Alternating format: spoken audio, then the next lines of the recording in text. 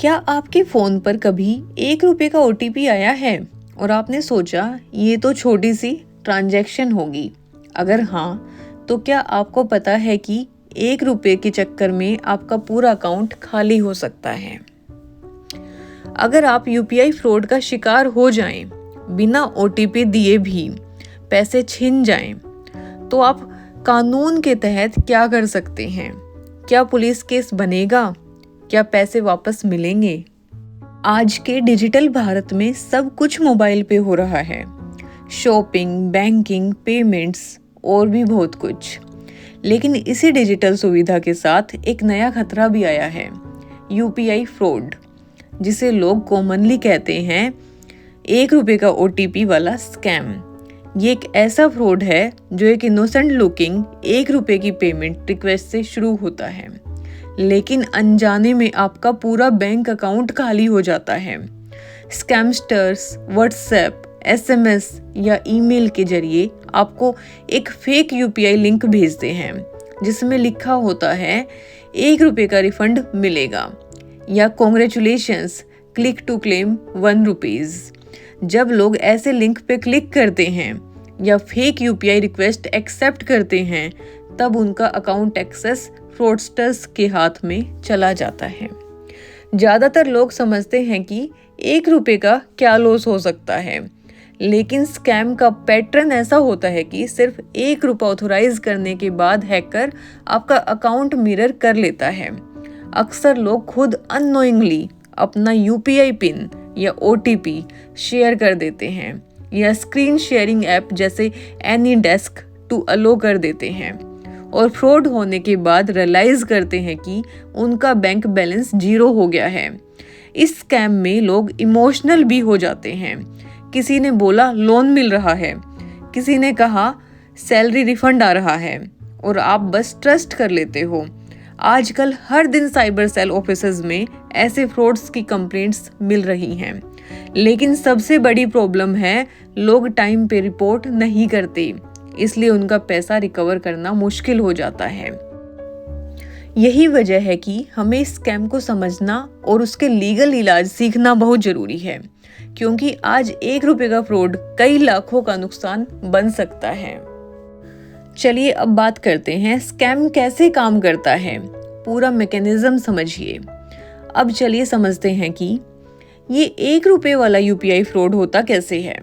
Fraudster पहले आपका number या ईमेल किसी लिंक्ड डेटाबेस से ले लेते हैं। फिर वो आपको एक फेक यूपीआई कलेक्ट रिक्वेस्ट भेजते हैं जिसमें लिखा होता है pay 1 rupees to activate refund या get 1 rupees cashback from XYZ bank. जब आप उस लिंक पे क्लिक करते हैं या यूपीआई रिक्वेस्ट एक्सेप्ट करते हैं, तो आप एक्चुअली उन्हें अपना अकाउंट का परमिशन दे रहे हैं। स्कैम का डेंजरस पार्ट तब आता है जब आप यूपीआई पिन डालते हैं, क्योंकि पिन डालने के बाद हैकर आपके अकाउंट से तुरंत पैसे ट्रांसफर कर सकता है किसी थर्ड पार्टी वॉलेट या फेक मर्चेंट के अकाउंट में। कई बार तो फ्रॉडस्टर्स बैंक के कस्टमर केयर एग्जीक्यूटिव बनके अकाउंट कॉल भी करते हैं। वो बोलते हैं सर या मैडम, आपके अकाउंट में 2000 रिफंड आना है, लेकिन उसके लिए 1 रुपए का वेरिफिकेशन करना होगा।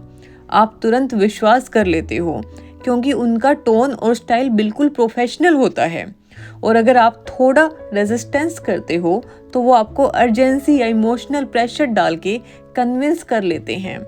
अक्सर स्कैमस्टर रिमोट एक्सेस ऐप्स का यूज़ करते हैं जैसे AnyDesk, quick support, team viewer, जिसमें आप उन्हें स्क्रीन शेयरिंग अलो कर देते हो। तब वो आपका बैंक ऐप, यूपीआई ऐप और एसएमएस सब देख लेते हैं और आपके नाम पे फ्रॉडुलेंट ट्रांजैक्शंस कर लेते हैं। इस स्कैम का सबसे बड़ा प्रॉब्लम ये है कि स्कैम आपके कंसेंट से होता है, यानी टेक्निकली आपने ही अप्रूव किया होता है। इसी वजह से बैंक पे ब्लेम नहीं डाला जा सकता और पैसा रिकवर करना और भी मुश्किल हो जाता है। इसलिए स्कैम को समझना और उसके प्रूफ संभालना जरूरी है। अब हम बात करेंगे उन गलतियों की जो हर आदमी करता है, आप भी कर सकते हो। अक्सर लोग सोच लेते हैं कि ये सब स्कैम सिर्फ उन लोगों के साथ होते हैं जो टेक सेवी नहीं होते, लेकिन असल में हर तरह के लोग, चाहे स्टूडेंट हो, बिजनेसमैन हो, रिटायर्ड पर्सन हो या हाउसवाइफ, सब इस फ्रॉड का शिकार बन चुके हैं। स्कैमस्टर्स का मोडस ऑपरेंडी इतना स्मार्ट और साइकोलॉजिकली डिजाइंड होता है कि आपको लगता ही नहीं कुछ गलत हो रहा है। उनकी टोन, उनकी भाषा और उनकी टाइमिंग्स सब परफेक्टली ट्यून्ड होते हैं आपको फंसाने के लिए। एक एग्जाम्पल लो, सपोज आपको मैसेज आता है, डियर कस्टमर, आपको ₹1 का रिफंड मिल रहा है। लिंक पर क्लिक करके एक्सेप्ट करें। आप बिना सोचे समझे क्लिक कर देते हैं। या कभी आपने ऑनलाइन शॉपिंग की होती है और आपको कॉल आता है कि आपका रिटर्न अमाउंट ₹1 का टेस्ट के बाद रिलीज होगा। आप पिन डाल देते हैं। जब आप स्ट्रेस में हो, ऑफिस में बिजी हो या हॉस्पिटल में हो, तब आप क्विकली डिसीजन ले लेते हैं और स्कैम हो जाता है। और जैसे ही आप पिन डालते हो, तुरंत 10,000, 50,000 या 2 लाख का डिडक्शन हो जाता है। उसके बाद कॉल कट, मैसेज बंद और लिंक डीएक्टिवेट। आप हेल्पलेस फील करते हो और तब तक समय निकल चुका होता है। सबसे बड़ी गलती ये होती है कि लोग छोटी चीज़ समझकर इग्नोर कर देते हैं। जब तक बड़ा लॉस नहीं होता, तब तक हमें सीरियस होने का एहसास नहीं होता। इसलिए अवेयरनेस सबसे पहला स्टेप है और हर आदमी को ये समझना चाहिए कि किसी भी online message, link, OTP request को बिना वेरीफाई किए एक्सेप्ट करना अपने पैर पे कुल्हाड़ी मारने जैसा है। अब हम बात करते हैं फ्रॉड हो जाए तो सबसे पहला कदम क्या लेना चाहिए। अगर आपके साथ फ्रॉड हो जाए तो सबसे पहले काम कीजिए, पैनिक मत कीजिए। घबराने से कुछ नहीं होता, लेकिन समय पे एक्शन से बहुत कुछ हो सकता है। सबसे पहले अपने बैंक के कस्टमर केयर को कॉल करके ट्रांजैक्शन ब्लॉक करने की रिक्वेस्ट कीजिए।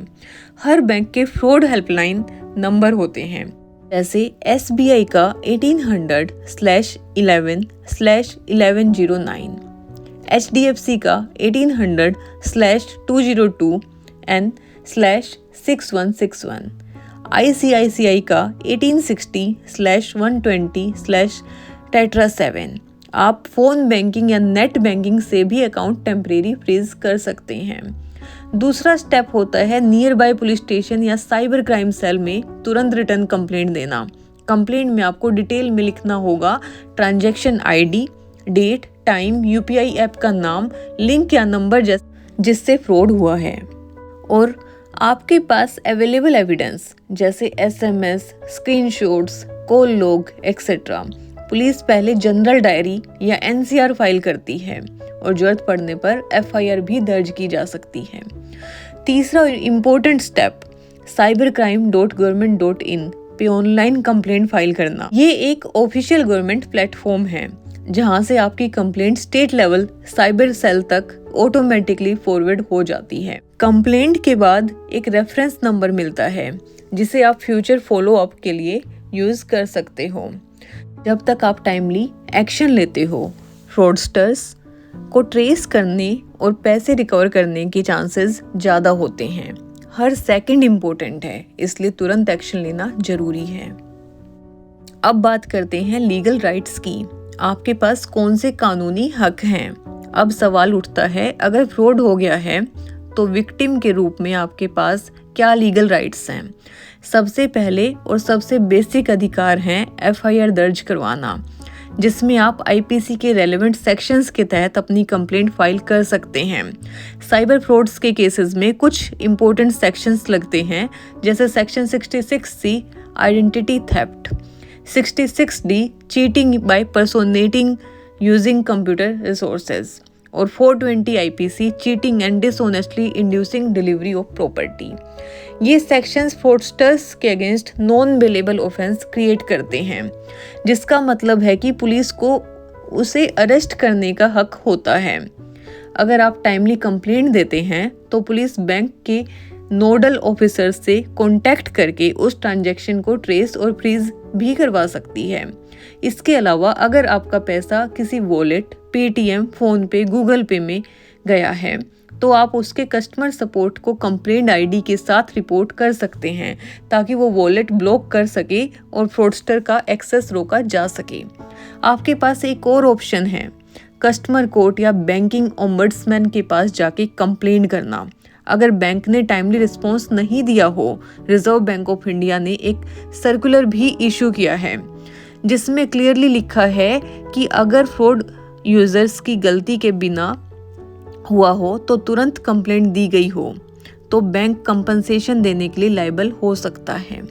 इसलिए लीगल राइट्स को समझना और उनका इस्तेमाल करना आपका फर्ज भी है और हक भी। जब तक हम खुद अपना केस डिफेंड नहीं करते तब तक कानून भी हेल्पलेस हो जाता है। इस फाइट में अवेयरनेस, डॉक्यूमेंट प्रूफ और फॉलो अप ही आपके सबसे बड़े हथियार हैं। अब बात करेंगे यूपीआई ऐप्स की रिस्पॉन्सिबिलिटीज, क्या वो भी जिम्मेदार हैं?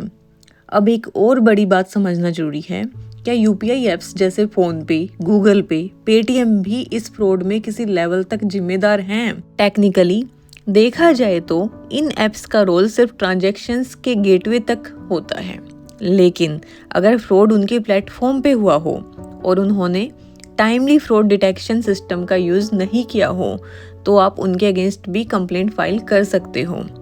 आरबीआई के नॉर्म्स के मुताबिक सभी डिजिटल पेमेंट कंपनीज को 24/7 फ्रॉड मॉनिटरिंग सिस्टम मेंटेन करना होता है। अगर एक भी ट्रांजैक्शन सस्पिशियस है, जैसे ₹1 के बाद तुरंत 50,000 का ट्रांजैक्शन, तो वो ऐप को अलर्ट भेजना चाहिए और ट्रांजैक्शन को टेम्परेरी होल्ड करना चाहिए।